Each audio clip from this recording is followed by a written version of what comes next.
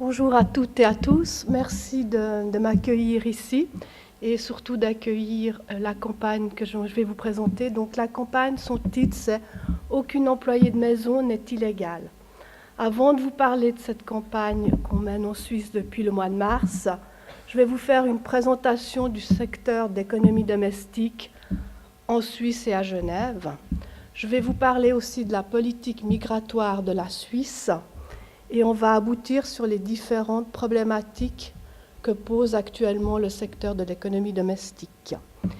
Et en dernier lieu, je vais vous présenter la campagne et sa pétition. Alors, le secteur d'économie domestique, comme l'a déjà un peu expliqué mon collègue, qu'est-ce qui caractérise ce secteur? C'est que les personnes qui travaillent dans des ménages privés. Ça, c'est la première chose. C'est la caractéristique fondamentale du secteur de l'économie domestique. La deuxième chose, c'est que le secteur économique, aujourd'hui, il ne se limite plus seulement aux tâches qu'on dit ménagères, qui est de nettoyer la maison et puis de s'occuper du linge, du jardin et des choses comme ça. Le secteur de l'économie domestique s'est étoffé à d'autres tâches, notamment la garde d'enfants, la garde de malades, l'accompagnement des personnes en fin de vie, l'accompagnement des personnes âgées dans leur vie quotidienne, l'accompagnement aussi des personnes qui ont des maladies extrêmement importantes, comme l'Alzheimer, comme des démences séniles. C'est un travail qui nécessite énormément de compétences, ça on l'oublie souvent. Pourquoi on l'oublie? Parce que c'est un travail que les femmes ont toujours fait gratuitement, comme don de soi, comme un service aux autres. Et on a dans nos têtes que ce travail ne nécessite pas de compétences. Eh bien, cela est faux. Les compétences, elles sont là, elles existent. Et c'est un travail qui a besoin d'être revalorisé dans notre société. Parce que dans notre société aujourd'hui, s'il n'y a plus d'employés de maison, eh bien, elle ne va pas fonctionner comme il faut. C'est un travail qui est totalement devenu indispensable et utile au bon fonctionnement de notre société. C'est un secteur qui est en pleine expansion. Pourquoi? Je pourrais dire pour 3 ou 4 raisons. La première, c'est que la répartition des tâches domestiques entre les hommes et femmes n'existe toujours pas. C'est toujours aux femmes qu'incombe cette tâche. Deuxièmement, on peut dire que l'État se désengage. Il n'y a pas assez de places de crèche, il n'y a pas assez de places en EMS, et toute la question des malades séniles, eh bien, il n'y a encore pas assez d'infrastructures. Même, je dirais qu'elles sont à leur balbutiement. Donc, ces 3 facteurs font que ce secteur est en plein essor. Dans ce secteur, qui travaillent, ce sont, comme l'a dit tout à l'heure, des femmes, et je dirais des femmes migrantes, et en Suisse, des femmes migrantes sans papier. Pourquoi elles sont sans papier? Parce que dans ce secteur, les Suisses et les personnes qui ont des permis, qui viennent de l'Union européenne, ne sont pas suffisamment nombreuses. Donc les personnes qui viennent travailler dans le secteur de l'économie domestique aujourd'hui, elles viennent d'Amérique latine, elles viennent des Philippines, elles viennent du nord de l'Afrique. Et la politique migratoire de la Suisse ne permet pas à ces personnes d'obtenir des permis. La politique migratoire de la Suisse, on la qualifie de 2 cercles. Pourquoi 2 cercles? Parce que si vous venez d'un pays européen, vous arrivez en Suisse, vous avez un contrat de travail, à ce moment-là, vous avez automatiquement un permis de travail, un permis de séjour. Si vous ne venez pas des pays européens, de l'Union européenne, si vous venez d'Amérique latine, d'Afrique du Nord, des Philippines, maintenant on voit aussi beaucoup de personnes arriver de la Mongolie, eh bien, vous ne pouvez pas obtenir de permis de travail, sauf si vous avez des qualifications haute et très recherchée par la Suisse. Donc, toutes ces personnes-là travaillent depuis maintenant certaines des dizaines d'années en Suisse et sont sans autorisation de séjour. Ce ne sont pas une minorité de personnes. En Suisse, on évalue entre 40 000 et 100 000 personnes qui travaillent dans l'économie domestique sans avoir de permis de séjour. Donc c'est quelque chose qui est extrêmement important. Et ces personnes n'ont quasiment aucune chance d'obtenir des permis de travail, sauf des permis qu'on appelle pour cas de rigueur ou cas humanitaires, qui sont extrêmement difficiles à obtenir. Il faut prouver que vous êtes là depuis 10-15 ans. Voilà, donc on arrive sur une complexité. Donc on arrive sur différentes problématiques. On a un travail qui est indispensable, comme je vous l'ai dit, pour la société. Et puis en face, on a des personnes qui travaillent sans autorisation de séjour. Donc on a là quelque chose qui est totalement déséquilibré. On a aussi de plus en plus d'employeurs qui sont corrects et qui sont mal à l'aise avec cette situation-là. On a une injustice très grande faite aux employés de maison. Ce que je voudrais dire aussi, c'est que le cadre légal en Suisse, il s'est amélioré depuis une dizaine d'années dans le secteur de l'économie domestique. Pourquoi ? Parce qu'avant, on pouvait travailler jusqu'à 50 heures. Maintenant, la moyenne est arrivée à 45 heures pour Genève, donc il y a eu un progrès. Il y a eu aussi un autre progrès, c'est qu'il y a eu un salaire minimum obligatoire. Avant, il n'y avait pas de salaire minimum obligatoire, donc le patron pouvait payer ce qu'il souhaitait. Maintenant, on a à Genève, depuis 2005, un salaire minimum obligatoire qui est de 3 625 francs par mois pour 45 heures de travail par semaine. Alors, ce que je vous disais, c'est que pour 45 heures de travail, il y a un salaire minimum qui est obligatoire de 3 625 francs par mois. Ce salaire, comme je vous dis, il est obligatoire. Un patron n'a pas le droit de vous payer moins. À ce moment-là, il tomberait dans l'illégalité et on pourrait réclamer cette différence au tribunal des prud'hommes. Ce qui se passe à Genève et en Suisse, c'est que comme la grande majorité des personnes qui travaillent dans ce secteur n'ont pas de permis, elles sont dans une extrême vulnérabilité et il y a énormément d'employeurs qui profitent d'elles, qui ne payent pas ce tarif, qui les font travailler beaucoup plus, qui ne leur payent pas les vacances bien souvent, qui ne leur payent pas leur délai de congé, qui les mettent à la porte du jour au lendemain, sans compter que souvent, elles logent chez l'employeur. Donc ça veut dire que si vous perdez votre travail, vous perdez également votre logement. Les personnes qui sont ici sans autorisation de séjour ne bénéficient pas de la sécurité sociale, toutes. Et aucune ne bénéficie de l'assurance chômage ni de l'assistance sociale. Donc ces personnes-là, quand elles perdent leur emploi, elles perdent leur revenu de subsistance. Elles sont sans rien.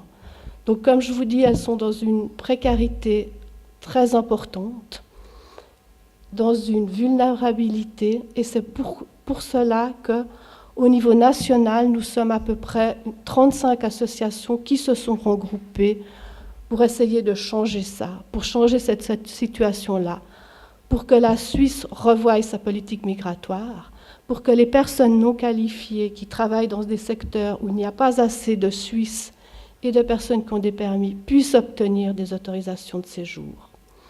Donc, comme je vous dis, nous sommes 32 organisations qui se sont rassemblées dans une association qui s'appelle « Revaloriser le travail domestique, régulariser les sans-papiers ». Donc, cette association, elle a mené une campagne depuis le mois de mars 2013. Elle a fait une campagne de presse. Elle a fait une action devant le Palais fédéral en nettoyant la place fédérale pour montrer l'existence de ces 40 à 100 000 personnes qui travaillent dans le secteur de l'économie domestique sans autorisation de séjour. Elle a aussi lancé une pétition que nous faisons signer actuellement, une pétition qui demande des autorisations de séjour pour les employés de maison sans autorisation de séjour et qui a deux autres revendications. À Genève et sur le canton de Vaud, nous avons un système de sécurité sociale qui permet d'affilier les personnes sans autorisation de séjour aux assurances sociales. Et nous avons à Genève et dans le canton de Vaud la possibilité pour les employés de maison sans autorisation de séjour d'aller au tribunal réclamer leurs droits. Mais dans le reste de la Suisse, ces possibilités n'existent pas. Si vous avez été abusé par votre employeur, dans le reste de la Suisse, vous ne pouvez pas aller au tribunal car vous serez dénoncé et expulsé de la Suisse. Donc cette pétition, elle réclame 3 points. Le premier point, comme je vous l'ai dit, c'est des autorisations de séjour pour les travailleurs sans papier qui sont en Suisse. Et puis 2 autres points, l'accès aux assurances sociales et l'accès au tribunal sans risque d'être expulsé.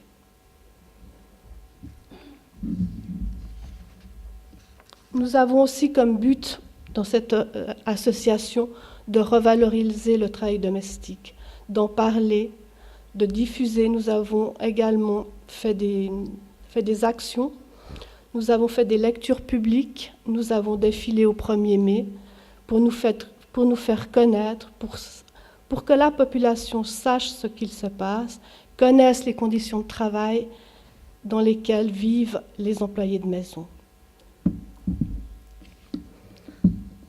Nous avons aussi tout un travail de lobbying politique qui est en train d'être fait. Nous approchons les politiciens à Berne pour qu'ils puissent présenter 2 motions d'ici la fin de l'année. Une première motion qui demandera la régularisation des personnes sans statut et une deuxième motion qui sera sans doute moins importante, mais qui demandera l'accès aux assurances sociales. C'est tout un travail de lobbying qu'on doit faire au niveau des politiciens pour amener le Conseil fédéral, les 2 chambres, l'Assemblée fédérale, à se pencher sur cette question, pour qu'elle arrête d'ignorer ce qui se passe dans notre pays, que 40 000 à 50 000 personnes, à 100 000 personnes travaillent sans autorisation de séjour. La Suisse accepte ce travail-là de ces personnes, mais ne fait rien pour régulariser ces personnes. Et en ne leur donnant pas des autorisations de séjour, les place dans une extrême vulnérabilité et permet à certains employeurs de les exploiter énormément.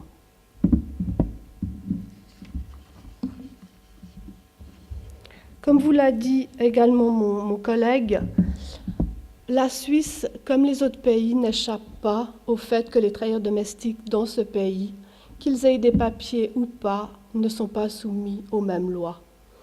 Les travailleurs domestiques de Suisse ne sont pas soumis à la loi sur le travail. Cette loi, elle protège les travailleurs dans leur santé. Et ici, les travailleurs domestiques n'ont pas encore l'égalité des droits. C'est pourquoi il est aussi extrêmement important que la Suisse ratifie cette convention pour qu'on arrive également en Suisse à avoir une égalité des droits entre les travailleurs domestiques et les autres travailleurs. Donc il est extrêmement important que cette convention soit ratifiée par la Suisse.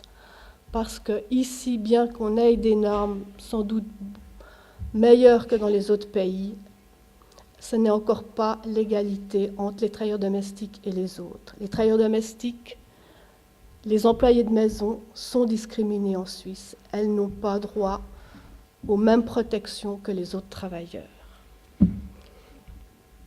Voilà. Ce que je voudrais dire, c'est que si vous êtes des associations, je vous engage fortement à rejoindre la campagne. En tant qu'individu, vous pouvez également nous soutenir dans cette campagne, signer notre pétition, adhérer à notre association, à notre réseau. À Genève, nous avons un réseau Genevois qui se réunit une fois par mois et nous décidons des prochaines actions à venir. Sans doute, une des prochaines actions à venir, ça sera de faire une petite manifestation après les élections genevoises pour dire aux députés que nous existons et que nous devons agir pour régulariser ces travailleurs-là. Voilà, nous avons aussi fait, vous avez vu, des tabliers, des broches. Tout ça, c'est des instruments pour pouvoir parler de la campagne, la diffuser. Il est extrêmement important d'informer vos amis, d'en parler pour que cette situation change et évolue, car elle est totalement injuste et hypocrite.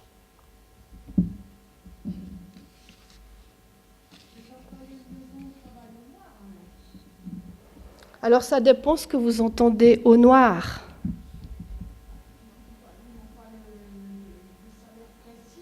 Alors souvent, ils n'ont pas le salaire précis. Mais ce que je voudrais dire, c'est que les employés de maison qui sont sans statut légal, si on va devant le tribunal, ils ont droit au même statut que les autres travailleurs. Ils ont droit aux mêmes droits. Le tribunal des prud'hommes, qui juge les affaires sur le travail, ne regarde pas si vous avez un permis ou pas de permis. Vous avez les mêmes droits de ce point de vue-là, du point de vue du droit du travail. Que vous ayez un permis ou pas, vous avez droit aux mêmes conditions de travail. Ça, il faut que ça soit clair et net. Les employés de maison sans statut ont droit aux mêmes conditions de travail que les autres employés. Je voulais vous demander, si le chômage n'est pas résolu non plus alors? Alors, je vais essayer de résumer la situation. Les employés de maison qui ont un permis et qui ont été déclarés aux assurances sociales ont droit au chômage. Les employés de maison, même si elles ont été déclarées, qui sont sans autorisation de séjour, qui ont été déclarées aux assurances sociales, qui ont passé par chèque service, si certains connaissent cet organisme, n'ont pas droit au chômage, parce qu'il y a une partie de la sécurité sociale qui ne leur est pas octroyée parce qu'elles n'ont pas de permis. Les employés de maison sans autorisation de séjour qui sont déclarés aux assurances sociales ont droit à l'AVS, à l'assurance accident, à l'assurance maternité, aux allocations familiales, mais pas à l'assurance chômage ni aux prestations de l'hospice général. Donc ce qui veut dire que quand elles perdent leur emploi, elles perdent leur revenu de subsistance, elles n'ont plus rien.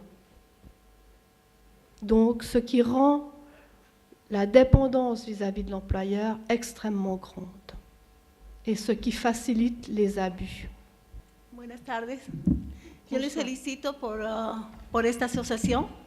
Yo viví el caso de ser una de las personas que trabajaron sin papeles hace 20 años y la diferencia de hace 20 años ahora ha cambiado enormemente.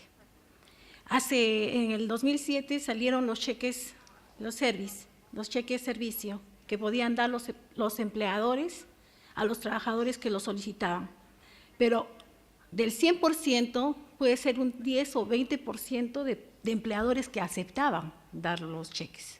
Si no, puede irse, porque había otra persona que venía detrás o 10 personas esperando ese trabajo.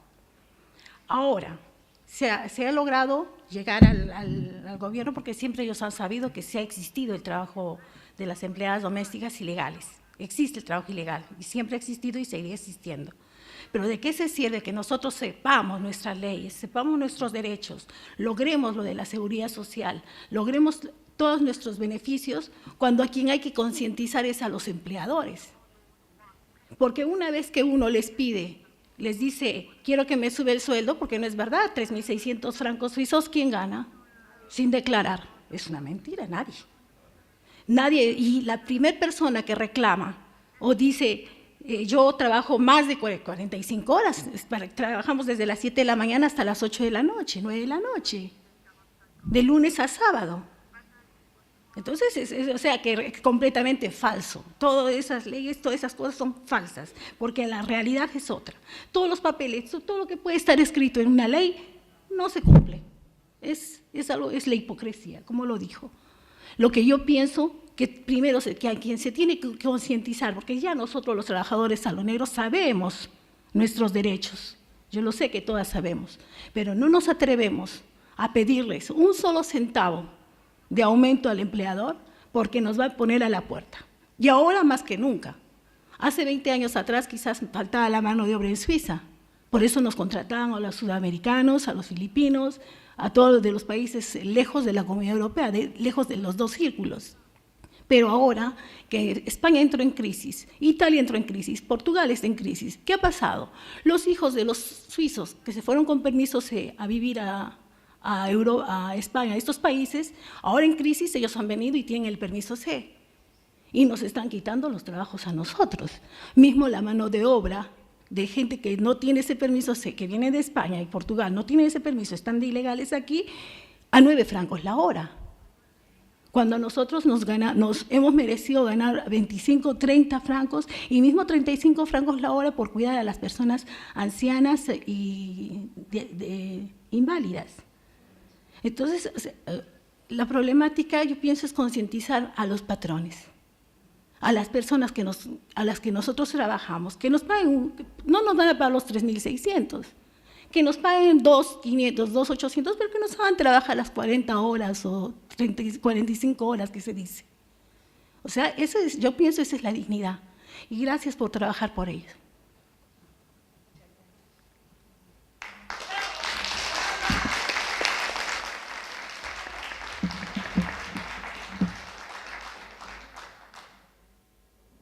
Oui, comme je vous le disais, on a des lois, mais elles ne sont pas respectées, elles ne sont pas appliquées.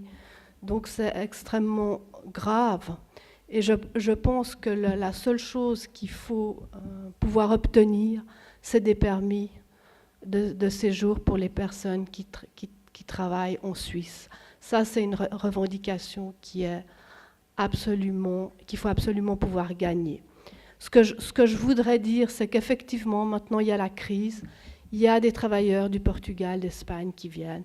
Mais il y a une chose qui est extrêmement importante, c'est qu'il faut qu'on reste unis entre les travailleurs. Sans ça, on n'arrivera absolument à rien. Donc, il ne faut absolument pas... Oui, le message que je veux dire ici, c'est vraiment qu'il faut rester unis.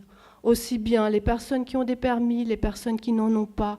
Nous sommes tous des travailleurs et nous devons tous défendre nos droits et se battre pour nos droits. Donc j'invite vraiment toutes les personnes, aussi bien les personnes qui emploient des employés de maison, à nous rejoindre et à ce qu'on devienne un large mouvement, qu'on ne puisse plus ignorer cette situation en Suisse qui est absolument scandaleuse, absolument inadmissible. Ça, effectivement, avoir des droits, c'est vrai, signer une convention internationale, et puis c'est des droits qui ne sont jamais appliqués, ça ne sert à rien, strictement à rien.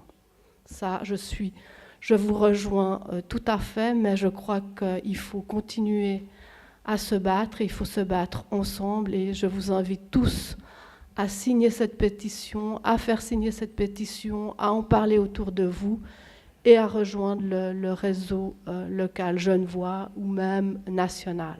Ça, c'est indispensable. Ce que je voulais dire aussi sur chaque service, ce que vous avez dit, c'est juste. À Genève, il y a 30 000 relations de travail. Ça ne veut pas dire 30 000 travailleurs. Hein. Et chaque service déclare aux assurances sociales que 5 000. Donc, il y a très peu de gens qui sont déclarés aux assurances sociales, y compris les personnes qui ont des permis, ne sont souvent pas déclarées aux assurances sociales dans ce secteur. Ce secteur-là, il fait encore partie de l'économie qu'on dit informelle, où rien ou pas grand-chose n'est respecté.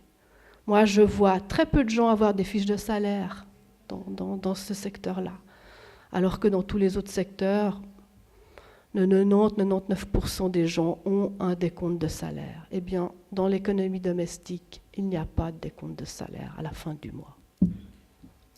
Bonjour, je suis une ex sans statut légal. Je voudrais vous demander, une campagne similaire a été lancée il y a quelques années auparavant pour régulariser les employés domestiques. Est-ce que vous pouvez nous faire un bilan pour au moins avoir un espoir pour cette campagne? Genève et le canton de Vaud sont deux cantons qui sont assez ouverts et qui comprennent quand même assez bien la situation. Comme je vous dis, il n'y a pas de dénonciation. Il y a le chèque service qui a été mis en place quand même par les autorités.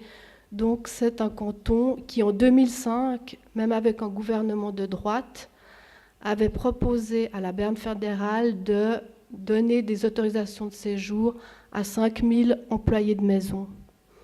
Malheureusement, depuis 2005, nous n'avons pas eu de réponse. Donc ça veut tout dire. Parce que ce qu'il faut savoir, c'est que tout ce qui est de la migration, c'est de l'ordre de la Confédération. Et Genève n'a pu que faire une demande d'autorisation de séjour pour 5000 personnes.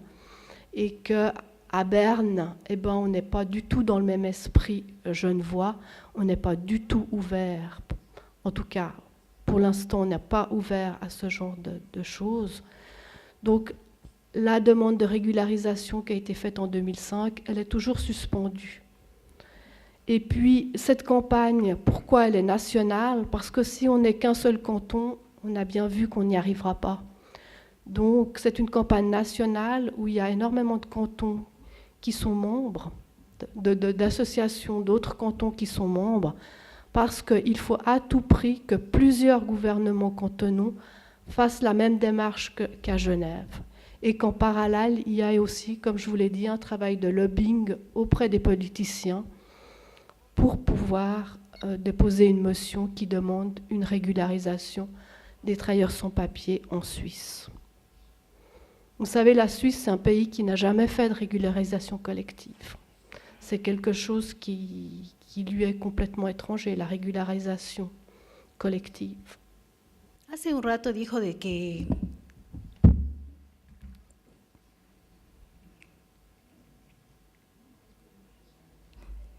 nos dijo hace un rato de que las personas que tenían algún problema con sus empleadores y querían llevar esto a juicio, que podían hacerlo y que tenían todas las leyes que las acompañaban. Pero, ¿de qué sirve que tengamos todas las leyes si no tenemos las pruebas? Porque no hay pruebas para demostrar que hemos trabajado en una casa durante 5 o 10 años. Porque no tenemos la ficha de trabajo. ¿De qué manera sustentamos? Porque va a ser la palabra nuestra con la del empleador. O sea, me gustaría saber de qué ideas en qué nos podríamos basar o amparar para poder probar que efectivamente se ha trabajado con una familia durante 5 o 10 años. Esa es una pregunta. Y la segunda es para lo de el reconocimiento a que nos dé un seguro, una carta de seguro después de 10 años. Después de 10 años. Ahora, ¿cómo demostramos que vivimos más de 10 años en Suiza si no tenemos derecho a alquilar un departamento o un estudio a nuestro nombre? Donc, effectivement, c'est difficile de prouver les choses. C'est plus difficile que dans un autre secteur économique où il y a des clients, des collègues de travail. Mais on peut y arriver. Prouver qu'on est là depuis 10 ans, il faut garder les factures des abonnements de bus, il faut garder ses factures de Natel.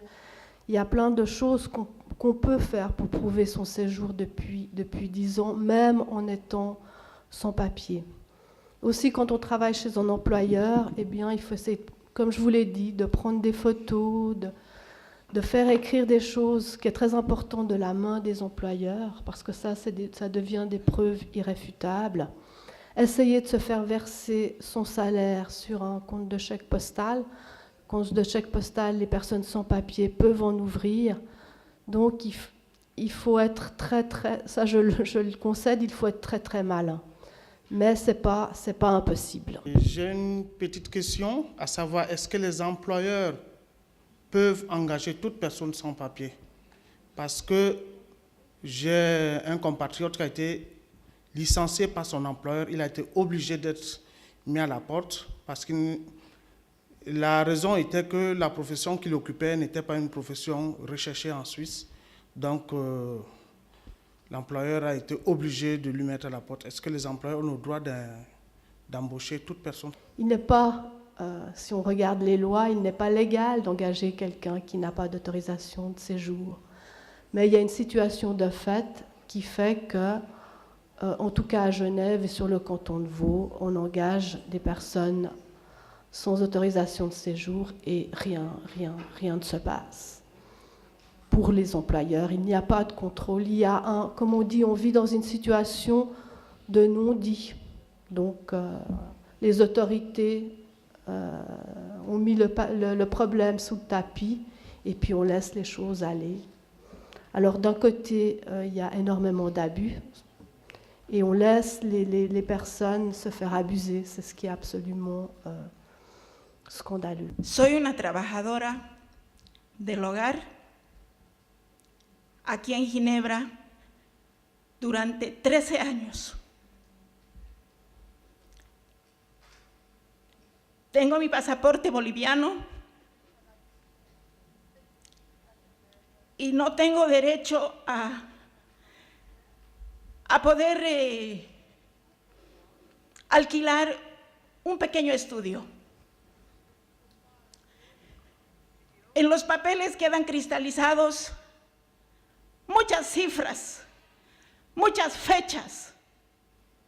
Sin embargo, quedan plasmados solamente en el papel. Nosotros existimos, señoras trabajadoras del hogar. Hemos sido invisibles por muchos años. Hemos sido ignoradas. Pero hoy en día, asociaciones como la que está representada por el CID se han hecho eco de los abusos que sufrimos por nuestros patrones. ¿Qué abusos? El horario. He escuchado que tenemos derecho a un día de congé. No lo conozco. Y así como yo puedo testimoniar, porque soy una persona sin papeles en Suiza. No como otras personas que han vivido esa zozobra y hoy tienen su pasaporte suizo y su permiso C. No es igual, queridos amigos y amigas, el no portar el permiso para trabajar en Suiza. La policía me ha cuestionado una vez. Me paró allí en Plan Palais.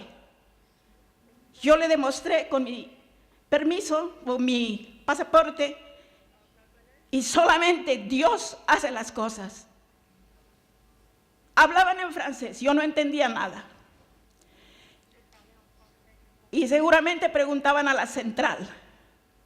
Y dice la señora, tiene que irse. Yo salía de clases de francés. La otra señora tenía todo legal. A ella no le dijeron nada. Pero yo tenía que acompañarlos.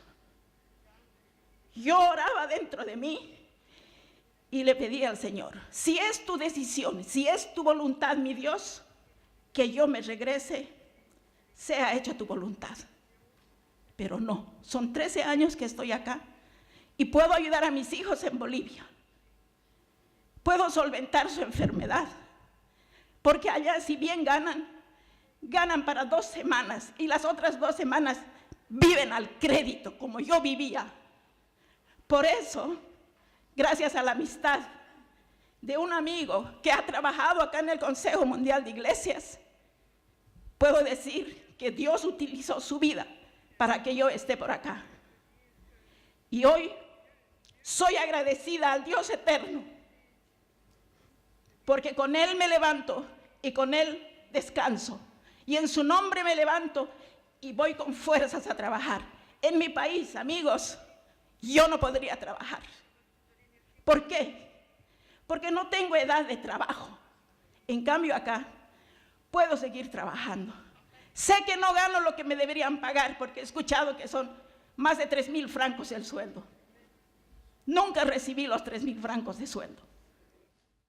Pero Dorcas se levanta, da gracias a Dios y se va al trabajo contenta porque tiene la oportunidad de trabajar. Y yo agradezco a Dios en primer lugar porque a instituciones como el CID ha puesto en sus corazones para que se hagan eco de nuestra necesidad de tener el permiso digno de trabajar en Suiza. Gracias.